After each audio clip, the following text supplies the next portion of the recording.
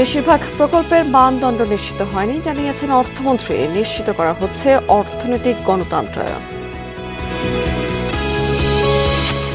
আসন্ন বাজেটে জ্বালানি খাদ্যসহ কয়েকটি খাতে ভর্তুকি বাড়াচ্ছে সরকার। সামাজিক নিরাপত্তায় থাকবে বাড়তি নজর। ঋণ নির্ভর একটা উন্নয়ন কর্মকাণ্ড গত প্রায় ১.৫ দশক ধরে আমরা চালিয়ে যাচ্ছি, যার ফলে আজকে এই যে সুদ পরিশোধের বোঝাটা ক্রমান্বয়ে বেড়ে চলছে। চলতি বছরেই কমোডিটি মার্কেট চালু করতে চায় চট্টগ্রাম স্টক এক্সচেঞ্জ। টেকসই কাঠামো নিশ্চিত হলেই অনুমোদন দেবে বিএসসি।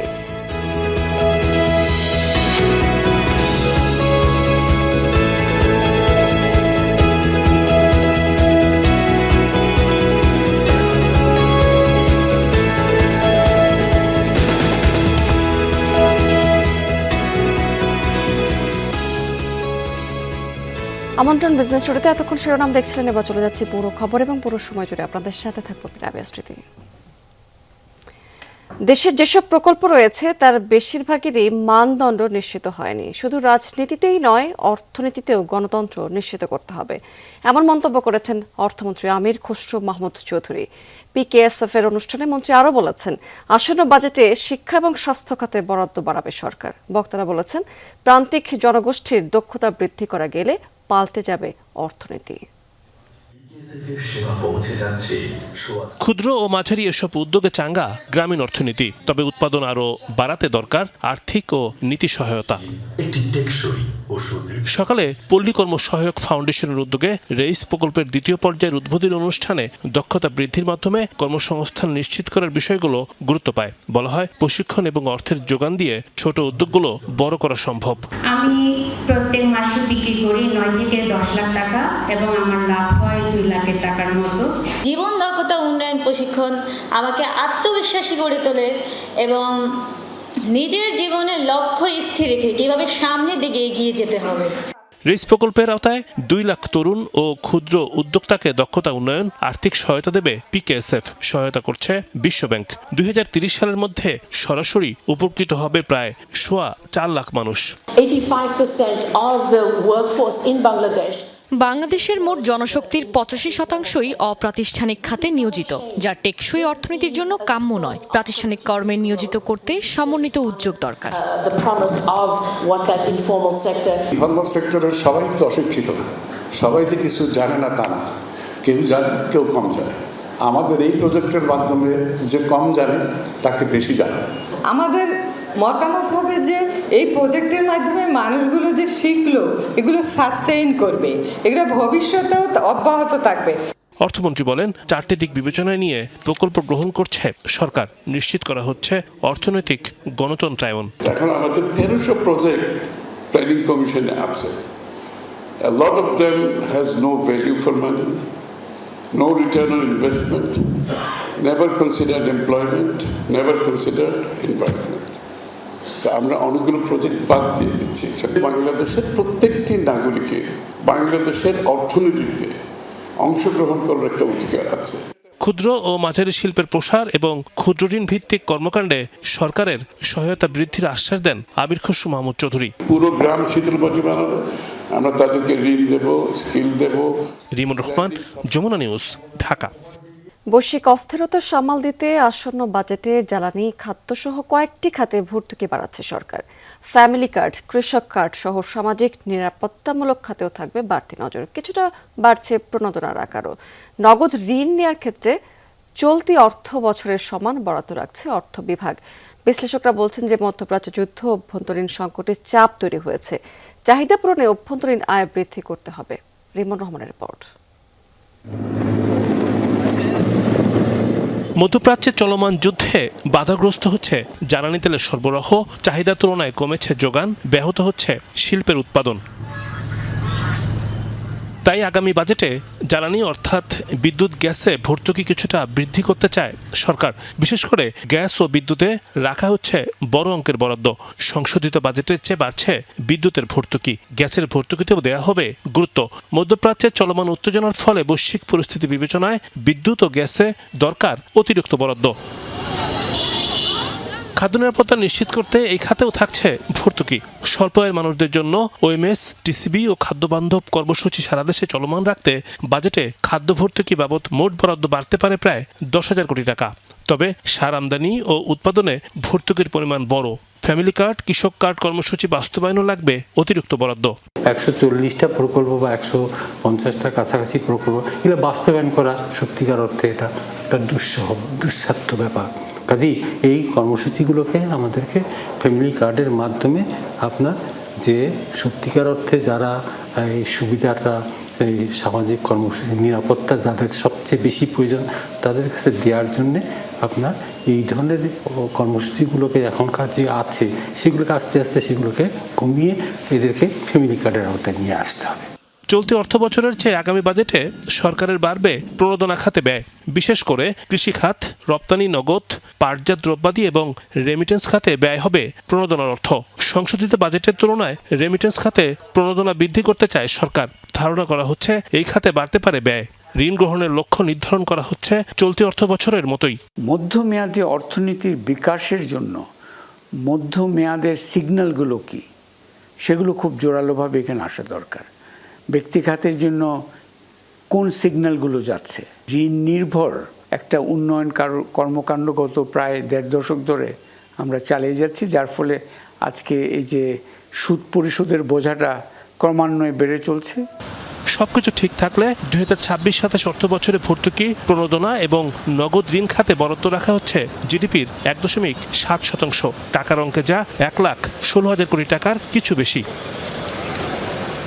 মূলত বিদ্যুৎ, গ্যাস এবং সারেই সরকার বেশি ভর্তুকি দিচ্ছে। এতে বাজেট ব্যবস্থাপনায় চাপ তৈরি হয়েছে। ধারণা করা হয়েছিল আগামী বাজেটে এই ভর্তুকি খাতে ব্যয় কমাবে সরকার, কিন্তু মধ্যপ্রাচ্যের যুদ্ধাবস্থার কারণে এই ব্যয় আগামীতে কমানো সম্ভব হবে না। রিমন রহমান, যমুনা নিউজ, ঢাকা। বিদেশি বিনিয়োগ টানতে অনেক দেশ যেখানে করের হার কমিয়ে দিচ্ছে, সেখানে উচ্চ কর হার ধরে রেখেছে বাংলাদেশ। এটি বহাল থাকলে শিল্পায়ন কঠিন হবে, বাড়বে ব্যবসা পরিচালনার ব্যয়। এমন পর্যবেক্ষণ Japan Bangladesh chamber of commerce and industry JBCCI সকালে প্রাক বাজেট ব্রিফ করেছে এই সংগঠনটি। নেতাদের মতে বেসরকারি খাতে কর্পোরেট কর হার 25% থেকে কমিয়ে 20 ভাগে আনা উচিত। ন্যূনতম কর প্রত্যাহারের আহ্বান লোকসানে থাকা কোম্পানির জন্য। আর্থিক সুবিধা থাকা উচিত তৈরি পোশাক, ICT, ঔষধ নির্মাণ এবং কৃষি খাতের জন্য। JBCCI মনে করে কর ব্যবস্থা কেবল নিট মুনাফার উপর ভিত্তি করে হওয়া উচিত। ট্যাক্স কমানো উচিত বিদেশি প্রযুক্তি এবং পেশাদার সেবার উপর। পরিধি বাড়াতে হবে ডিজিটাল সেবারও। জাপান বাংলাদেশ চেম্বারের নেতারা বলেছেন, কর এবং ভ্যাট ফেরতের প্রক্রিয়াকে নির্দিষ্ট সময়ের মধ্যে অটোমেশনের মাধ্যমে সম্পন্ন করা উচিত। বাংলাদেশের নীতির ধারাবাহিকতা জরুরি বিষয়, কেননা এটি না থাকলে বিদেশি বিনিয়োগকারীরা দীর্ঘ সময়ের জন্য এখানে আসতে চাইবে না। ট্যাক্স জিডিপি রেশিও সবচেয়ে কম বলে অনেক আলোচনা হয়, কিন্তু এটিকে শক্তিশালী করার জন্য যে করজাল বাড়ানো উচিত সেটি নিয়ে খুব একটা কাজ হয় না। এজন্য অর্থ মন্ত্রণালয় এবং সংশ্লিষ্ট বিভিন্ন সরকারি দপ্তরকে রাজস্ব বিভাগকে শক্তিশালী করার জন্য কঠোরভাবে কাজ করতে হবে। স্ট্রঙ্গার কমপ্লায়েন্স এন্ড প্রসিডিউরাল যে আমাদের ব্যুরোক্রেটিক কিছু কমপ্লেক্সিটি আমাদের ফেস করতে হয়, সো ওই জায়গাগুলোতে we need to strengthen ourselves to enhance confidence of the foreign investors and local business owners as well. আসছে বাজেটে ভ্যাট ট্যাক্স সহনীয় পর্যায়ে কমিয়ে আনার দাবি জানিয়েছে রেস্তোরাঁ মালিক সমিতি। পাশাপাশি LPG সংকট দূর এবং গ্যাস সংযোগ পুনরায় চালুর আহ্বান জানিয়েছে নেতারা। সংবাদ সম্মেলনে রেস্তোরাঁ মালিকরা বলেছেন যে ভ্যাট 15% থেকে কমিয়ে 5% নামিয়ে আনা হলো 10% সম্পর্ক শুল্ক সহ নানামুখী করের চাপে জর্জরিত এই শিল্পটি।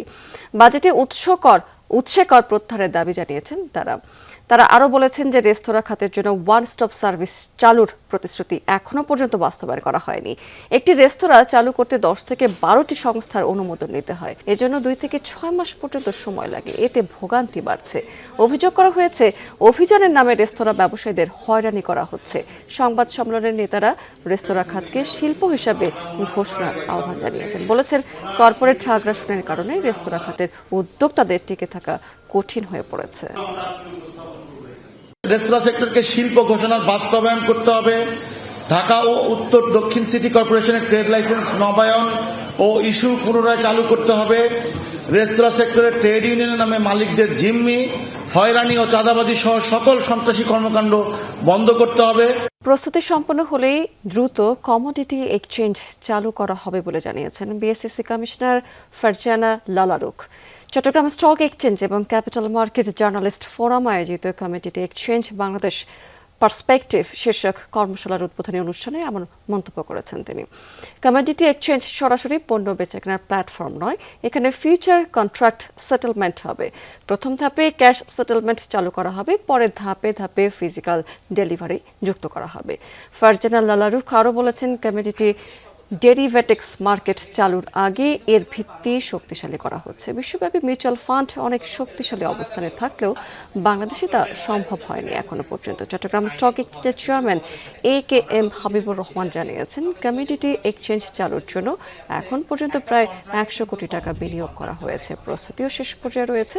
কিছু কমপ্লায়েন্স এবং নীতিগত কারণে বিলম্ব হচ্ছে, তবে চলতি বছরের মধ্যেই এটি চালু করার লক্ষ্য রয়েছে।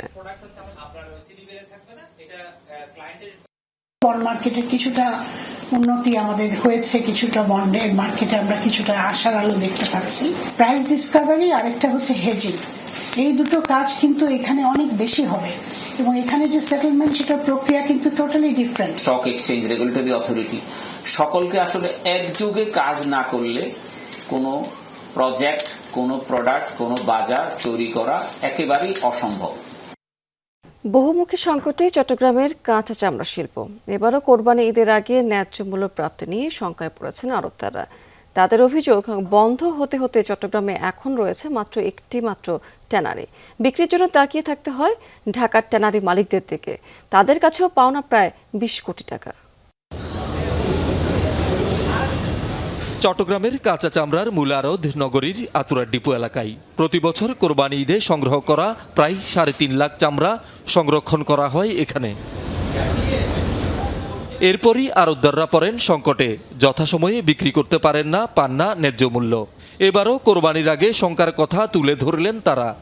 যার যা কিনার টপিক আছে, কিনার পরে ওই মালগুলো পরে থাকে, ওই মালগুলো নষ্ট, ওই মালগুলো পচে যায়। সরকার যে দাম আমাদের থেকে টানা গেলে মালগুলো দাম কিনে না, আমরা ক্ষতিগ্রস্ত, আমরা ওই বকে টাকা পাই না। বিগত সরকারের আমলে বুলু কাঁচা রপ্তানি করে বলে আমাদেরকে সামনে কিনে, পরে কোরবানির পরে বুলু রপ্তানি কাঁচা রপ্তানি করে না। চিন্তা বা চাহিদা আছে কোথায়? বিদেশে। কিন্তু এরা কি করছে, একটা সিন্ডিকেট করি একদমে মানে ফ্রিজ করি করতে চায়, এক্সপোর্ট করতে চায়। লবণটা যদি মানে একটু মনিটর করা যায়, দাম কমানো যায়, তাহলে কিছু কিছু ক্ষুদ্র ব্যবসায়ী আছে যারা একটু এফোর্ট দিবে যে একটু ব্যবসাটা করি আমরা। ব্যবসায়ীদের দাবি, একটি চামড়া সংগ্রহ, লবণ দেয়া ও সংরক্ষণে খরচ পড়ে 400 টাকার বেশি। সাথে পরিবহন ও অন্যান্য খরচ যুক্ত হলে দাম আরও বাড়ে। কিন্তু ট্যানারি মালিকরা তা না দিলে লোকসানে পড়তে হয়। রমজানের আগে লবণ ছিল 70 কেজি ব্যবসা 580 টাকা, কিন্তু হঠাৎ করে রমজানের পরে এখন দেখছি 750 টাকা বেশি হয়ে গেছে, প্রায় 150 টাকা বেশি হয়ে গেছে। যখন লবণের দাম বাড়ি যাবে তাহলে আমাদের সামনের ভাতটা আরও বাড়ি যাবে। এটা আমাদের একটু 10 টাকা লাভ করতে পারে, কিন্তু 20 টাকা তো লবণের ভাতটা বাড়ি যায়। চট্টগ্রামে মাত্র একটি ট্যানারি, ফলে আড়তদাররা ঢাকার ট্যানারি মালিকদের উপর নির্ভরশীল। এই সুযোগ নেই তারা। তাদের কাছে এখনো অন্তত 20 কোটি টাকা পাওনা চট্টগ্রামের আড়তদাররা। টিকতে না পেরে ব্যবসা ছেড়েছেন অনেকে। এখনো পর্যন্ত অনেক ট্যানারির কাছে অর্ধেক টাকা রয়ে গেছে। আশা করা যায় কোরবানির আগে টাকাগুলো দিবে, আর যদি না দেয় একটু তো প্রভাব পড়বে। কারণ তো আমাদের সামনে ব্যবসায়ীদের কাছে কোনো টাকা নাই। আমাদের টাকাগুলো আসলে আমরা বিভিন্ন জায়গা থেকে, ব্যাংক থেকে এই জায়গা বন্ধক দিয়ে এই ব্যবসার সাথে জড়িত। এখানে আমরা এখন ডায়ালিসিসের মতো, আইসিইউর মতো আমরা ব্যবসায়ীরা বর্তমানে পরিস্থিতির স্বীকার করতেছি। আসলে এমনি নামে আছি, কোনো কাজে নাই আমরা। শহীদুল সুমন, যমুনা নিউজ, চট্টগ্রাম। দর্শক, এবার জানিয়ে দেবো আপনাদেরকে আজকের পুঁজিবাজার লেনদেনের লাস্ট আপডেট। আজকে কিন্তু আমরা সকালে শুরুটা দেখতে পেয়েছিলাম যে ঊর্ধ্বমুখী প্রবণতা দিয়ে শুরু হয়েছিল, কিন্তু শেষে এসে আর দেখতে পাচ্ছি যে ইন্ডেক্সগুলোতে সূচকের পতন দিয়ে শেষ হয়েছে। আজকে ঢাকা শেয়ার বাজারের ইন্ডেক্সে আমরা যদি দেখি তাহলে দেখব যে প্রধান সূচক ডিএসসি ব্রড ইন্ডেক্স সেটি কিন্তু 13 পয়েন্টেরও বেশি কমেছে এবং 5220 পয়েন্টের সূচকটি অবস্থান করছে। ডিএসএস সূচক সেটি 1056 পয়েন্টে রয়েছে, 1 পয়েন্টেরও বেশি কমে, এবং DS30 সূচক যেটি সেটি 11 পয়েন্টের মতো কমেছে, 1990 পয়েন্ট এই সূচকটি অবস্থান করছে। টোটাল ট্রেড করেছে 727 কোটি 45 লাখ টাকা শেয়ার, এবং ট্রেড হওয়া কোম্পানিগুলোর মধ্যে 194টি দাম কমে গেছে, 161টি কোম্পানির শেয়ারের দাম বেড়েছে এবং 39টি কোম্পানির শেয়ারের দাম অপরিবর্তিত রয়েছে। দেখে আসি টপ 20তে কি অবস্থা আজকে দিন শেষে। আজকে মুন্নু সিরামিক্স প্রথম অবস্থানে রয়েছে দিন শেষে। টোটাল ট্রেড করেছে এই কোম্পানিটির 37 কোটি 80 লাখ টাকার মতো শেয়ার। ডোমিনেস দ্বিতীয় অবস্থানে আছে 33 কোটি 53 লাখ টাকার মতো শেয়ার টোটাল ট্রেড করে। এরপরে বিডি থাই ফুড এটি তৃতীয় অবস্থাটি দখল করে রেখেছে প্রায় 15 কোটি 39 লাখ টাকার মতো শেয়ার ট্রেড করে। চট্টগ্রাম শেয়ার বাজার, সেখানেও কিন্তু সূচকে আমরা পতন দেখতে পাচ্ছি। সার্বিক সূচক যেটি সিএসপি সেটি 56 পয়েন্টের মতো কমেছে এবং 14,646 পয়েন্টে অবস্থান করছে। এটি আজকে টোটাল ট্রেড করেছে সিএসসি 14 কোটি 94 লাখ টাকার মতো শেয়ার এবং 215টি ট্রেড হয়েছে সকাল থেকে। এর মধ্যে 88টির দাম বেড়েছে, 98টি কমেছে এবং 29টি কোম্পানির শেয়ারের দাম অপরিবর্তিত রয়েছে। দর্শক, এই ছিল বিজনেস টুডে এখনকার আয়োজনে। এতক্ষণ সঙ্গে থাকার জন্য ধন্যবাদ আপনাদের সবাইকে।